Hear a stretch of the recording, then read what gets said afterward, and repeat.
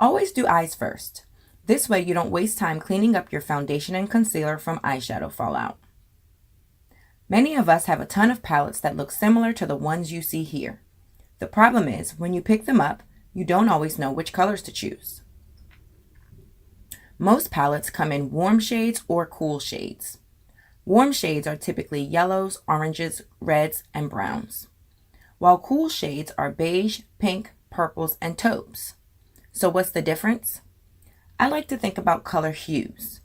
For instance, yellow can range from Easter egg yellow to a golden mustardy yellow.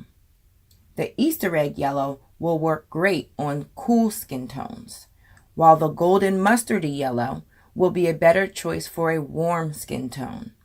Make sense? But why?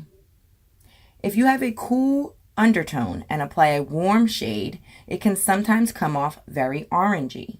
On the other hand, if you apply a cool shade to a warm skin tone, the color can sometimes come off very gray.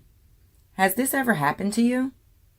Pro tip: fair skin tones will work well with cool shades, while deep skin tones will work well with warm shades. This concept can be used for any color scheme, so go ahead and swatch a few of your own.